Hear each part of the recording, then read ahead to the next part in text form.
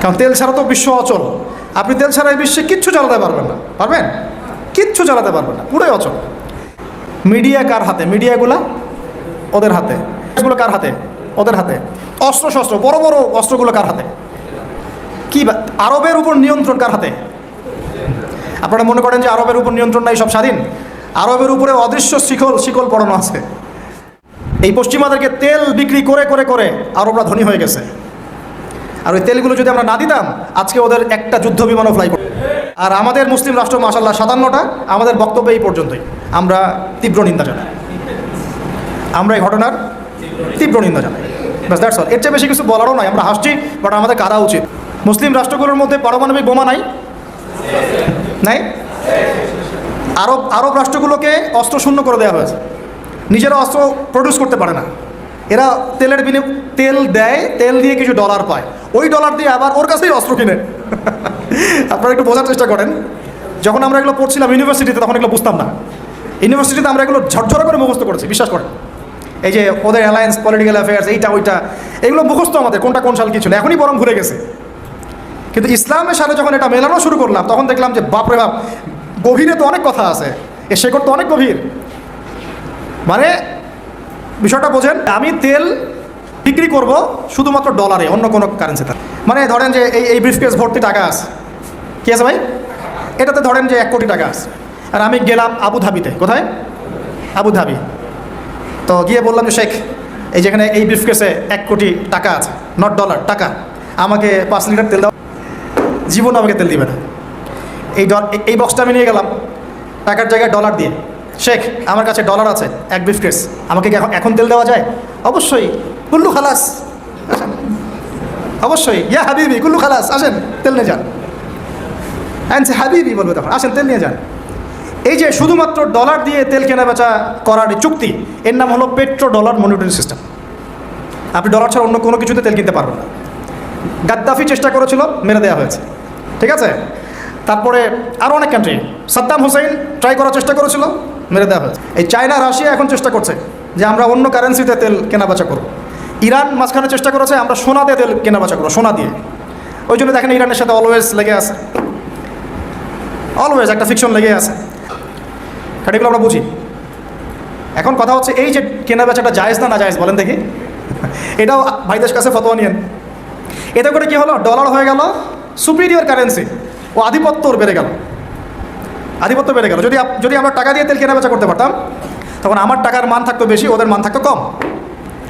তখন ডলারকে কেন্দ্র করে সব টাকা পয়সার মান নির্ধারণ করা শুরু হলো। কথা বুঝতে পারছেন? এই চুক্তিটা করেছে আরবরা। কারা করেছে? আরবের গলফ কান্ট্রিরা। এর পিছনে একটা ঘটনা আছে। বাদশাহ ফয়সাল রাহিমাহুল্লাহ, তিনি তেল বয়কট করেছিলেন, তারপরে হেনরি কিসিঞ্জার এসে এই চুক্তি করেছিল। এটা অনেক আগের কথা, এটা 4th যুদ্ধের কথা, 1973 সালের দিকের কথা। এখন এই তেলের উপর নিয়ন্ত্রণ তারা নিয়ে নিল ডলার দিয়ে। যেটা বলতে চাচ্ছি শুনুন, বুঝেন। আমি ডলার দিলাম আপনাকে। আপনার নাম কি ভাই? আপনার নাম কি? হ্যাঁ, সাকিব। আচ্ছা, সাকিব ভাইকে আমি ডলার দিলাম এক ব্রিফকেস, এবং তিনি তেলের মালিক মনে করেন। এখন ভাই আমাকে তেল দিলেন, তা আমি তেল মাশাআল্লাহ আমার দেশে নিয়ে গিয়ে, বাংকার আছে, বাংকার, ওই বাংকার তো আমার থাকলোই। আর আমার ডলার হলো কারেন্সি, সুপিরিয়র কারেন্সি, যা দিয়ে অন্য কারেন্সির মান নির্ধারণ করা হয়। এবার ওকে বুঝালাম তোমার অস্ত্র নাই, তো ও বলছে তো আমার তো প্রযুক্তি নাই, তাহলে আমাকে আপনি কিছু অস্ত্র বিক্রি করেন আমার কাছে। তা আমি কিছু অস্ত্র, আমার তো অস্ত্রের অভাব নাই, আমি যত ইচ্ছা এগুলো বানাতে পারি। যেটা বানাচ্ছি ওর চেয়ে অত্যাধুনিকটা আমার কাছে আছে। ওকে এমন কিছু দিব না যেটা দিল ও আবার আমাকে আক্রমণ করতে পারে। ওকে এমন অস্ত্রই দিব যেটা আমার প্রতিহত করার ক্ষমতা আছে। ব্যালিস্টিক মিসাইল ওকে দিব না, ওকে অন্য কিছু দিব। তা আমি এখন ওকে অস্ত্র কিছু দিলাম, ওই যে ডলারটা প্রথমে দিয়েছি ওইটা আবার সে আমাকে দিয়ে দিল। কিছু কি বুঝলেন? এটাই চলতেছে আরবের মধ্যে। সাল্লাল্লাহু আলাইহি ওয়াসাল্লাম নবী হয়েছেন 40 বছর বয়সে। জন্মগ্রহণের আগে বাবাকে হারিয়েছেন, তারপরে 6 বছর বয়সে মাকে হারিয়েছেন, 8 বছর বয়সে দাদাকেও হারিয়েছেন। বাবার নাম ছিল বাবা আবদুল্লাহ, মায়ের নাম ছিল মা আমিনা, দাদার নাম ছিল দাদা আব্দুল মুত্তালিব। এরপরে তিনি মানুষ হয়েছেন চাচার পরিবারে, চাচার নাম ছিল আবু তালেব। 8 বছর বয়স থেকে নিয়ে বলা যায় 53 বছর পর্যন্ত চাচার গার্ডিয়ানশিপেই ছিলেন। সুবহানাল্লাহ। এই চাচা আবু তালেব নবী সাল্লাল্লাহু আলাইহি ওয়াসাল্লামের জন্যে এবং দ্বীন ইসলামের জন্যে কারণ তার ভাতিজার দিন তো তারই দিন। এমন কোনো ত্যাগ নাই যা স্বীকার করেন নাই। চাচা আবু তালেব নবী সাল্লাল্লাহু আলাইহি ওয়াসাল্লামকে যে সাপোর্টটা দিয়েছেন, এই সাপোর্টটা আমরা সবাই মিলেও এখনও দিতে পারি নাই। বিশ্বাস করেন? যে সাপোর্টটা নবী সাল্লাল্লাহু আলাইহি ওয়াসাল্লামকে চাচা আবু তালেব দিয়েছেন, এই সাপোর্ট আমরা সবাই মিলেও তাকে দিতে পারি নাই। চাচা আবু তালেব শেষ পর্যন্ত কালিমা পড়েন নাই। সাহাবীরা জিজ্ঞাসা করেছিলেন যে ইয়া রাসূলুল্লাহ সাল্লাল্লাহু আলাইহি ওয়াসাল্লাম, আপনাকে এত সাপোর্ট দেওয়ার পরে চাচা আবু তালেবের কি কোনোই উপকার হবে না, লাভ হবে না? নবীজি বলেছেন সাল্লাল্লাহু আলাইহি ওয়াসাল্লাম, আমি না থাকলে আমার চাচাকে জাহান্নামের একদম অতল তলে রাখা হতো। আমার কারণে আল্লাহ রাব্বুল আলামিন তাকে জাহান্নামের উঁচু জায়গায় রাখবেন, জাহান্নামের উঁচু জায়গায় রাখবেন, যেখানে আগুন তার পায়ের গোড়ালি স্পর্শ করবে, এতেই তার মগজ টকবক করে ফুটতে থাকবে। আপনারা কি আমার বাংলা ভাষা বুঝতে পারছেন? এমন কোনো সাপোর্ট নাই চাচা দেন নাই। প্রায় 13 বছর যখন দাওয়াতি কাজ করছেন নবী সাল্লাল্লাহু আলাইহি ওয়াসাল্লাম, মানুষ গালি দিচ্ছে, কেউ থুতু নিক্ষেপ করছে, কেউ নামাজরত অবস্থায় মাথার উপরে উঠে নাড়ি ভুড়ি চাপিয়ে দিচ্ছে, কেউ বলছে এই ব্যক্তি জাদুকর, এই ব্যক্তি গণক, এই ব্যক্তি মিথ্যাবাদী, নাউজুবিল্লাহ, এই ব্যক্তি ফারিকুল জামাত বিভক্তকারী, এই ব্যক্তি মাজনুন, পাগল। তাকে আগলে রেখেছেন তার চাচা। মানুষ অর্থনৈতিক বয়কট করছে, চাচা আগলে রেখেছেন। 3 বছর সমাজ থেকে বহিষ্কার করা হয়েছে, গাছের ছালপাতা খেয়ে থেকেছেন বনু হাশিম, চাচা আগলে রেখেছেন। চাচা ছোটোবেলা থেকে তাকে এত মহব্বত করেছেন, তার ছেলেদেরকে নিয়ে যখন খেতে বসতেন, আমাদের নবী সাল্লাল্লাহু আলাইহি ওয়াসাল্লাম একটু লাজুক ছিলেন, তিনি শোরগোল করতেন না, চুপচাপ খেতেন। চাচা আলাদা করে একটা খাবার রেডি করে তাকে আলাদা করে ডেকে খাওয়াতো, কারণ সবার সামনে হয়তো সে বলতে পারছে না, লজ্জা মানুষের সংসারে হয় না, এটা আপনারা হয়তো সবাই বুঝবেন না, আমরা বুঝি। যারা বাবা বা মা ছাড়া বড় হয়েছে অন্যের সংসারে, তারা এগুলো বুঝতে পারে। নবী সাল্লাল্লাহু আলাইহি ওয়াসাল্লাম এতিমদের প্রতি এত রহমদিল কেন ছিলেন? কারণ তিনি তো এতিম অবস্থায় বড় হয়েছে, তিনি তার কষ্টটা বুঝতেন। আর আমরা যদি এখানে যদি কেউ এতিম থাকেন, তিনি বুঝবেন এতিমের সাইকোলজি কেমন। তার আবু তালেব সম্পর্কে অনেক সময় আলোচনা করি, কিন্তু তার চাচির কথা ভুলে যায়। তার চাচির নাম ছিল ফাতিমা। কী নাম ছিল? এই নামে তিনি তার মেয়ের নাম রেখেছেন। এই ফাতিমা তার চাচি নবী সাল্লাল্লাহু আলাইহি ওয়াসাল্লামকে আলাদা করে ডেকে খাওয়াতেন, মহব্বত করতেন। তিনি কিন্তু তার সন্তান না, অন্য কারো সন্তান। একজন মেয়ের পক্ষে অন্যের সন্তান মানুষ করা চারটাখানি কথা না। সতীনের সন্তানই সহ্য করতে পারে না, আর অন্য মানুষের সন্তান নিজের মতো করে মানুষ করা একটা মেয়ের পক্ষে এত সহজও না। এই কাজটা চাচি করেছেন। আমি একটা জায়গায় আসতে চাচ্ছি, এত কিছু করার পরেও, সমাজের মানুষের অত্যাচার নির্যাতন সব থেকে ভাতিজাকে প্রোটেক্ট করার পরেও শেষমেশ তিনি কালিমা লা ইলাহা ইল্লাল্লাহ সাক্ষ্য দেন নাই। শেষ মুহূর্তে নবী সাল্লাল্লাহু আলাইহি ওয়াসাল্লাম বারবার বলছিলেন, হে চাচা, খালি কালিমা পড়েন, আমি আপনার জন্য আল্লাহর কাছে সুপারিশ করব। তিনি শেষ পর্যন্ত কালিমা পড়েন নাই। শেষমেশ তিনি বলেছেন যে না, আমি আব্দুল মুত্তালিবের ধর্মের উপরে থাকলাম, নাউজুবিল্লাহ। সারা জীবন সাপোর্ট দেওয়ার পরে কালিমা পড়ে মুসলিম না হওয়ার ফলশ্রুতিতে আল্লাহ নবীজি বলছেন আল্লাহ পাক তাকে জাহান্নামের উঁচু স্থানে রাখবেন। আমরা যারা মুসলমান, মুসলিম পরিবারে জন্মগ্রহণ করেছি, আমরা বা আমাদের মধ্যে বেশিরভাগ মানুষ এখনও এই নিয়ামতের শুকরিয়া আদায় করতে পারি নাই যে আল্লাহ পাক আমাদেরকে মুসলমান পরিবারে জন্ম দিয়েছে, কালিমা পড়ার তৌফিক দিয়েছে। আমরা সহজে যা পেয়ে যাই তার মূল্য বুঝি না। আল্লাহ পাক যে আল্লাহ পাক কি আমাকে জিজ্ঞাসা করেছিলেন যে আবু তালেব, তোমাকে মুসলিম বানাবো না মুসলিম বানাবো? আপনাকে কি আল্লাহ পাক জিজ্ঞাসা করেছেন যে আব্দুল্লাহ, আব্দুর রহমান, তোমাকে মুসলিম বানাবো না মুসলিম বানাবো, তুমি কি চাও? আল্লাহ পাক আমাদেরকে নিজ অনুগ্রহে আল্লাহ পাক আমাদেরকে মুসলিম পরিবারে জন্ম দিয়েছেন। তো সেই মুসলিম পরিবারের মানুষ এখন কালিমা লা ইলাহা ইল্লাল্লাহের সঠিক মর্মও জানে না, তাওহীদও জানে না, শিরকও চিনে না, ইমানের রোকনগুলোও বোঝে না, ইমানের মূলনীতিও বোঝে না, ইমান ভঙ্গের কারণও বোঝে না, কোনো ক্ষেত্রে ওযু গোসলের মাসলা মাসাইলও জানে না, নামাজ পড়ার ফরজ ওয়াজিব সুন্নাত মুস্তাহাব বোঝে না, নামাজ পড়েও না। মাশাআল্লাহ, জুমার দিনে নামাজ পড়তে আসে অনেকেই, ঈদের দিনে প্রথম দেখা যায়, আর জানাজার নামাজে প্রথম দেখা যায়। আর দেখা কম নামাজ কালাম পড়ে না, তাদের জানাজা আবার 3-4 বার হয়। নামাজগুলো মনে বাকি শোধ করে পড়ে, রোজা রাখে না। জাকাত তো মাশাআল্লাহ প্রায় উঠে গেছে বললেই চলে সমাজ থেকে। বাংলাদেশের ধনিক শ্রেণীরা যদি জাকাত দিত, 10টা পদ্মা সেতু বানানো যায়। বিশ্বাস করতেছেন না? ধনীরা যদি সত্যি সত্যি জাকাত দিত, জাকাতের টাকা পদ্মা সেতুতে দেওয়া যাবে কিনা সেটাও একটা মাসালা আর কি। আমি একটা এক্সাম্পল দিলাম আর কি। জাকাতের টাকা ওইটা করা যাবে কিনা এটা একটা মাসালা, তাই না? জাকাতের খাত তো 8টা, ইন্নামা সাদাকাতুল লিল ফুকারা ওয়াল মাসাকিন ওয়াল আমিলিনা আলাইহা ওয়াল মুআল্লাফাতি কুলুব ওয়া ফির রিকাব ওয়া ফি সাবিলিল্লাহ, এরকম কয়েকটা খাত আছে।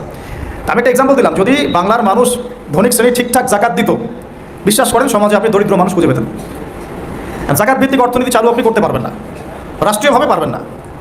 তাহলে কেন পারবেন না? কারণ প্রত্যেক জাতিসংঘের নিয়ন্ত্রণ আছে।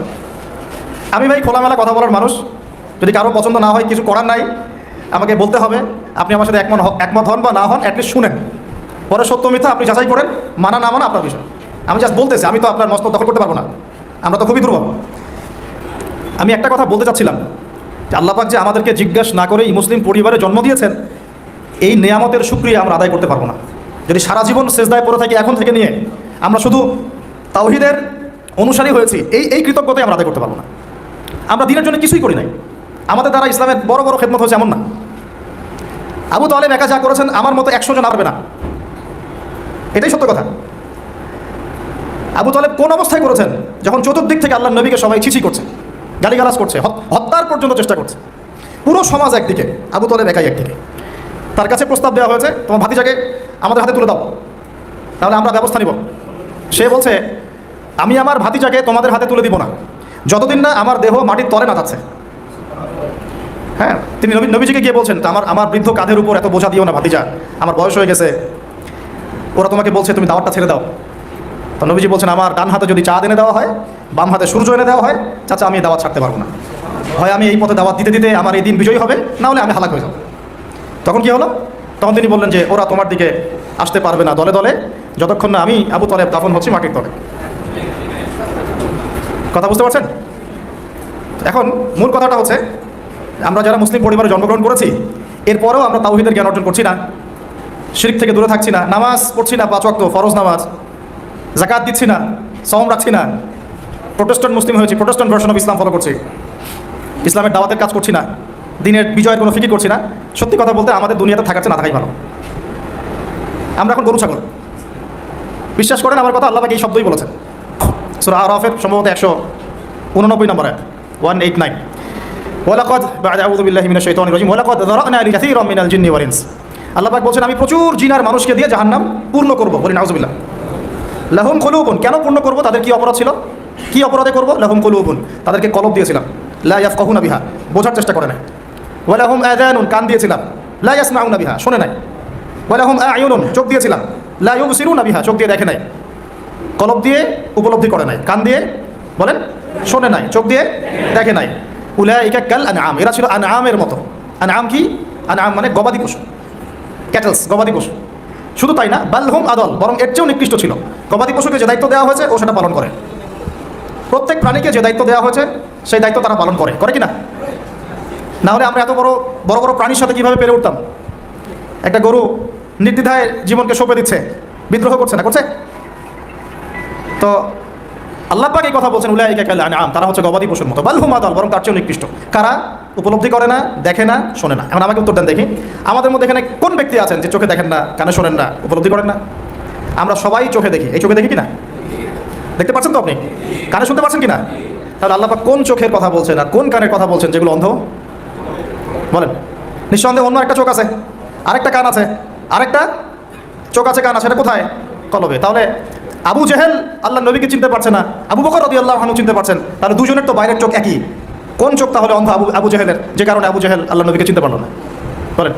এখন বলেন, মুসলমান পরিবারে জন্ম নেওয়ার পরে আমরা যারা নামাজ পড়ি না, যাকাত দেই না, রোজা রাখি না, সামর্থ্য হয়েছে হজ করি না, জুমার দিনে আসি, ঈদের দিনে আসি, হ্যাঁ, সৎ কাজে আদেশ করি না, অসৎ কাজে নিষেধ করি না, কোরআন তেলাওয়াত করা শিখি না, রাসূলের সুন্নাহ মাফিক জীবন করি না, আর অর্থনীতি রাজনীতিতে গেলাম না, ওটা গেলামই না, বাদ, ওটা তো অনেক বড় স্কেল। তাহলে আমাদের কি চোখ আসলেই আছে, কান আসলেই আছে, কলব কি আসলেই চিন্তা, না সত্যিকার অর্থে আমরা গবাদি পশু হয়ে গেছি? আত্মপর্যালোচনা করতে হয় তো। আত্মপর্যালোচনা, মোরাকাবা মানে হচ্ছে আত্মপর্যালোচনা, নিজেদেরকে নিয়ে ভাবতে হবে তো। এখন আপনি আমাকে উত্তর দেন, যেই মুসলমান নামাজ পড়ে না, রোজা রাখে না, দাওয়াতের কোনো মেহনত নাই, দিন প্রতিষ্ঠার সংগ্রাম নাই, কোরআনও তেলাওয়াত করতে জানে না, আল্লাহর পথে সদকা করে না, তাওহীদের জ্ঞান নাই, শিরকের জ্ঞান নাই, সুন্নতের জ্ঞান নাই, বেদাতের জ্ঞান নাই, ঈমান ভঙ্গের কারণ জানে না, ওযু করার মাসালাও জানে না, তো এই মুসলমান সারা বিশ্বে মার খাবে না তো কারা খাবে? আমাকে বলেন, উত্তর দেন। আমার জানা নাই, আমি এগুলো বুঝি না, বুঝতে আসছি। আমি অনেক কিছুই বুঝি না, আর আমার বুঝের সাথে অনেক কিছুই মিলে না। আমার বুঝ এইটা যে মার খাবো না তো খাবে কারা, এটা আমার বুঝ। এখনও যে আমরা বসে আছি এখানে খাই নাই, সেটাই তো আল্লাহ পাকের রহমত। অনেক আগেই তো আল্লাহর গজব আসা উচিত ছিল।